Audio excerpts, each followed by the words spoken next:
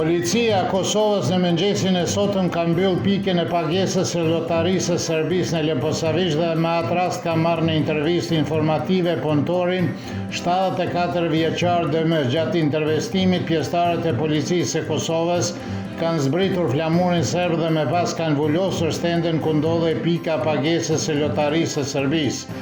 Sipas policisë, prokurori kompetent ka iniciuar rastin organizimi i skemave piramidale dhe lojrave të paligjshme të fatit dhe i dyshuari pas seancës është liruar. Në gjykatën themelore në Prishtinë ka filluar shqyrtimi gjyqësor kundër Dušan Maksimovićit, Vladimir Tulliqit dhe Blagoje Spasojevićit, të cilët akuzohen për sulmin ndaj rendit kushtetues dhe sigurisë së Kosovës dhe terrorizëm, të cilët u arrestuan menjëherë pas ngjarjes në Banjsk dhe të atëherë ndodhen në paraburgim.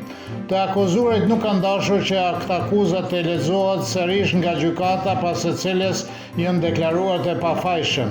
Mbrojtja e akuzuarit Spasojević, avokati Ljubomir Pantović, thotë se prokuroria speciale i ka zhvilluar hetimet për gati një vit, por se një akt akuzë e tillë nuk është dashur të arrijë në fazën e shqyrtimit kryesor gjyqësor. Në Kuvendin e Kosovës sot është ndërprerë seanca konstitutive e thirrjes së nënt dhe do të vazhdojë të shtunën. Seancën e drejtoi deputeti më i vjetër i Lëvizjes Vetëvendosje Arni Dehari, i cili në fillim deklaroi se në sallë ishin 118 deputet e më pas toi në konsultime përfaqësuesit e partive politike, nga të cilat u largua përfaqësuesi i Lidhjes Demokratike të Kosovës. Kujtojmë se seanca konstitutive është ndërprerë të mërkurën për shkak se nuk është miratuar raporti i Komisionit për verifikimin e mandatit të deputetëve.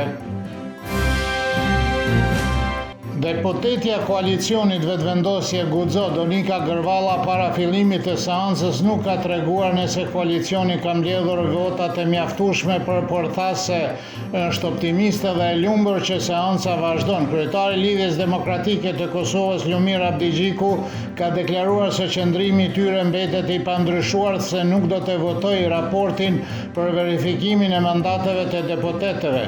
Kryetari i Aleancës për Ardhmërinë e Kosovës, Ramush Haradinaj, ka thënë se Albin Kurti nuk ka shumicën dhe se votat e Aleancës për Ardhmërinë e Kosovës do të varen nga qëndrimi i Partisë Demokratike të Kosovës dhe Lidhjes Demokratike të Kosovës. Antarja delegacionit të Serbisë në Asamblenë Parlamentare të Këshillit të Evropës, Dunja Simonović Bratić, tha për Kosova Online se deputetët serb kanë marrë garanci nga përfaqësuesit e vendeve të Kuintës se deri në formimin e Asociacionit të Komunave Serbe, çështja e antarësimit të Kosovës në Këshillin e Evropës nuk mund të jetë në rend të ditës. Shpresojmë se do ta respektojnë atë që na kanë thënë deri në fund dhe se vitin e kaluar kërkesa e Kosovës do të refuzohet, tha Simonović. Sesioni i Komitetit të Ministrave të Këshillit të Evropës është caktuar për 13 dhe 14 maj. Stefan Vladisavljev, koordinatori i programit të Fundacionit për një shoqëri të përgjithshme, thotë se Kosova nuk ka bindur Bashkinë Ndërkombëtare se po i qaset çështjes së Asociacionit të Komunave Serbe në Kosovë në mënyrë serioze dhe se ka pak shanse të jetë në agjendën e Këshillit të Evropës. Me të pajtohet edhe Belgzim Kamberi, bashkëpunëtor i Institutit Mysyne Kokolari, i cili thotë se partitë më të mëdha shqiptare në Kosovë nuk kanë vendosur për çështjen e asociacionit dhe se në bazë të asaj që u dëgjua prej tyre nuk duhet pritur shumë nga qeveria e Kosovës para seancës e Komitetit të Ministrave të Këshillit të Evropës. Nisma asnjë cent më shumë ka paralajmëruar protestë të re kundër rritjes së çmimit të energjisë elektrike të shtunën me kërkesë për zëvendësimin e bordit aktual të zyrës së rregullatorit për energji dhe pozëlimin e vendimit të kësaj jave për rritjen prej 16.1% të energjisë elektrike. Tashme janë mbajtur 2 protesta kundër rritjes së energjisë elektrike, njëra me 5 prill dhe tretja me 11 prill, kur bordi i zyrës së rregullatorit po shqyrtonte tarifat e energjisë elektrike.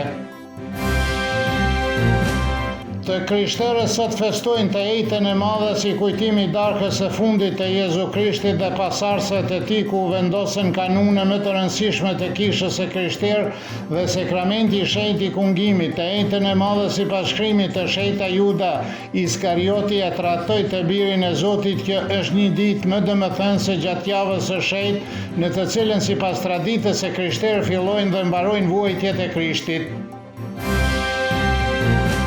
Nesër në Serbi do të mbaj mod pjesërisht e vranë dhe pak me fresket me reshje shiu dhe rrebeshe lokale që mund të shoqërohen me bubullima dhe era të stuhishme në disa vende. Temperatura më ulët e mëngjesit do të sillet nga 12, ndërsa ajo më lartë a ditës deri në 23 gradë Celsius.